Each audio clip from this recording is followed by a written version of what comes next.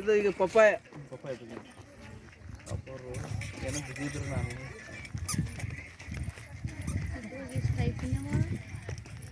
ಬರ್ರಿ ಬರ್ರಿ.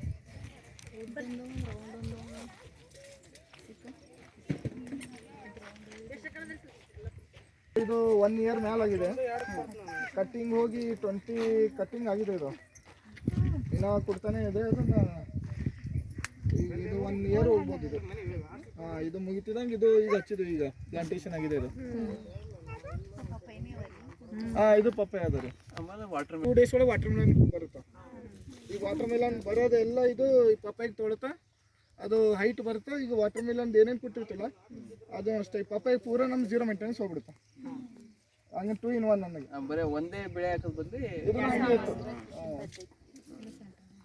ಅಂತರ ಬೆಳೆ ಹಾಕಿ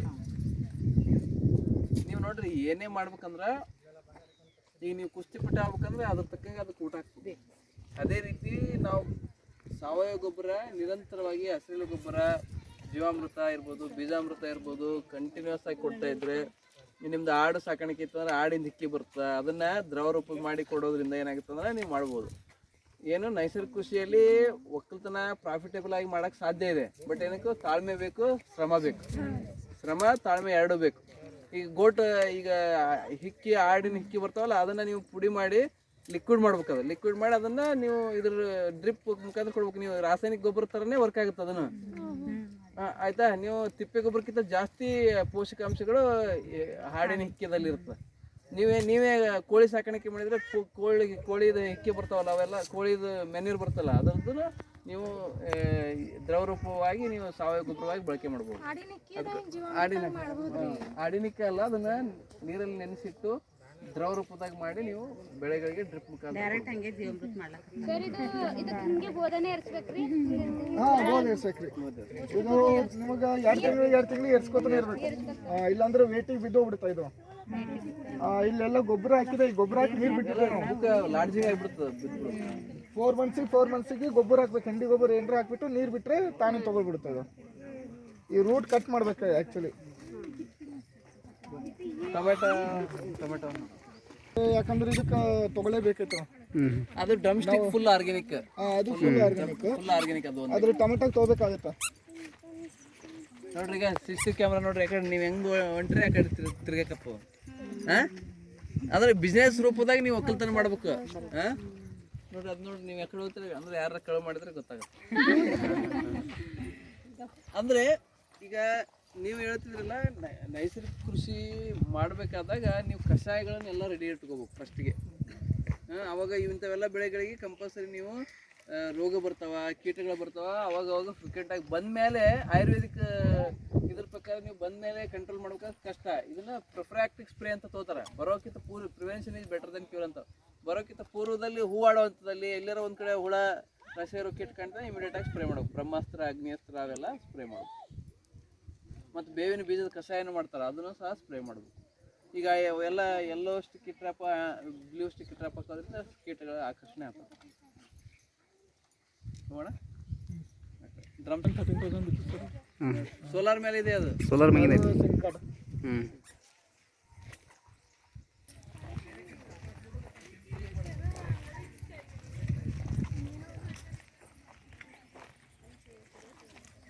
ಸ್ಟ್ರಾಬೆರಿ ರೀ.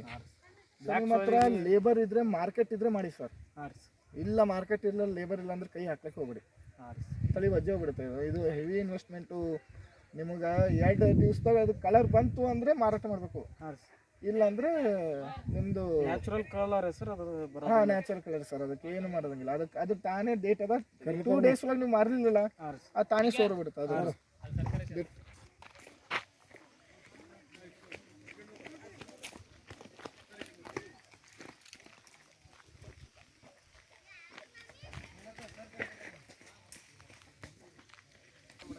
ಸರ್ ಬರ್ರಿ.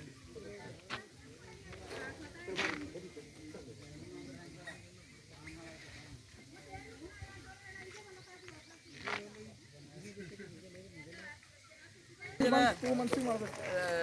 ರೈತರು ಏನು ಮಾಡ್ತಾರೆ, ಅವ್ರು ತಮ್ಮ ಮನೆ ಹತ್ರ ಇರ್ತಲ್ಲ, ಅದು ಒಟ್ಟು ಕಟ್ಟೆ ಮಾಡಲ್ಲ, ಅದು ಹಂಗೆ ಬಿಟ್ಟಿರ್ತಾರೆ 10 ವರ್ಷಗಟ್ಲೆ, ಏನು ಬರಲ್ಲ. ಇದನ್ನು ನೀವು ಕಂಪಲ್ಸರಿ ಸ್ವಲ್ಪ ಪಾತಿ ಮಾಡಿ ಹೊದಿಕೆ ಹಾಕ್ಬೇಕು ಕಂಪಲ್ಸರಿ. ಇದು ಹೊದಿಕೆದಂತ ಪೂಜಾ, ಸ್ವಲ್ಪ ಹೊದಿಕೆದು ಒಂದು ತೆಗಿ, ಸ್ವಲ್ಪ ಕೂಡ್ತಾರೆ ಹೊದಿಕೆ ಜೊತೆ.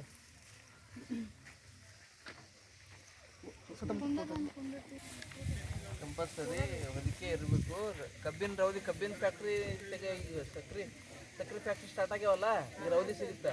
ರೌದಿ ತಂದು ಹಾಕಿದ್ರೆ ಅದು ಬೇಗ ಕಳೆಯೋದಿಲ್ಲ. ಅದು ರೌದಿ ಬೇಗ ಕಳೆದಿಲ್ಲ ಅಂದ್ರೆ ನಿಮ್ಗೆ ಜಾಸ್ತಿ ಮಲ್ಚಿಂಗ್ ಭಾಳ ದಿನ ಇದ್ರೂ ಒಳ್ಳೆಯದು. ಅದಕ್ಕೋಸ್ಕರ ನೀವು ರೌದಿ ಹಾಕಿ ಅದ್ರ ಮೇಲೆ ಇದು ಹಾಕಿದಾಗ ಏನಾಗುತ್ತೆ, ಎರಡು ಮಿಕ್ಸ್ ಆಗಿ ಬೇಗನೆ ಕಳೀತದೆ. ಬರೀ ಕಬ್ಬಿನ ರೌದಿ ಹಾಕಿದ್ರೆ ಭಾಳ ದಿನ ತನಕ ಇರುತ್ತೆ. ಎರಡು ಮಿಕ್ಸ್ ಮಾಡಿ ಹಾಕಿದ್ರೆ ಬೇಗ ಕಳೆದು ಏನಾಗುತ್ತೆ, ಗೊಬ್ಬರ. ಅದಕ್ಕೋಸ್ಕರ ಅದನ್ನು ನಿಮ್ಮ ಮನಸ್ಸಿನಾಗ ಇರ್ಬೇಕು ಯಾವಾಗಲೂ. ಕಬ್ಬಿ ಎಲ್ಲಿ ಬೆಳಿತಾರ ಅಲ್ಲಿ ಕಬ್ಬಿನ ರೌದಿ ಸರಿಯಾಗಿ ಬಳಕೆ ಮಾಡ್ಬೇಕು. ಈಗ ಕಬ್ಬಿನಾಗ ಪೆಂಡಿ ಮಾಡೋ ಮಷಿನ್ ಬಂದದ. ಆ ಪೆಂಡಿ ಮಾಡಿಸಿ ಆರಾಮ್ಸೆ ನೀವು ತರೋದು ಟ್ರಾನ್ಸ್ಪೋರ್ಟ್ ಮಾಡೋದು ಭಾಳ ಈಜಿ. ಆಯ್ತು, ಪೆಂಡಿ ಮಾಡಿಸಿ ನೀವು ಇಟ್ಟು ರೈತರ ಹತ್ರ ಇಸ್ಕೊಂಡು ನೀವು ಎರೆಗೊಬ್ಬರನ ಮಾಡ್ಬೋದು, ಕಂಪೋಸ್ಟ್ ಗೊಬ್ಬರನ ಮಾಡ್ಬೋದು. ಆಮೇಲೆ ನೀವು ಬೆಳೆದಾಗ ಹೊದಿಕೆ ಥರನೂ ಮಾಡ್ಬೋದು. ಅದು ಮಸ್ತ್ ಹೊದಿಕೆ ಆಗುತ್ತೆ ಕಬ್ಬಿನ ರೌದಿನ. ಅದನ್ನು ನೀವು ಸ್ವಲ್ಪ ಬಳಕೆ ಮಾಡ್ಕೊಂಡು ದ್ವಿದಳ ಧಾನ್ಯದ ಹೊಟ್ಟನ್ನು ಸಹ ನೀವು ಸರಿಯಾಗಿ ಬಳಕೆ ಮಾಡ್ಬೋದು. ಆಯಿತಾ? ಟೊಮೆಟೊ ಬೆಳೆದಾರೆ, ಅದ್ರ ಜೊತೆ ಒಂದು ಈ ಕಡೆ ಬರ್ರಿ, ಇಲ್ಲೇ ಒಂದು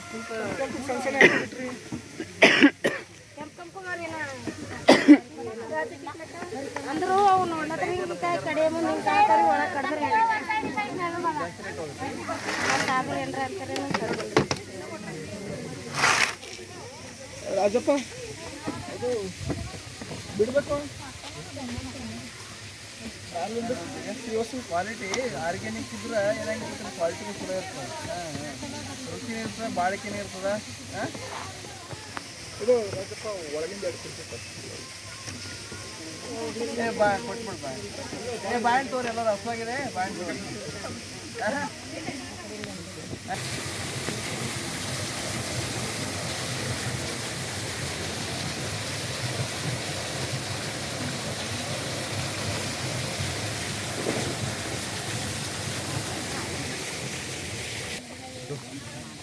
ಭಾಳ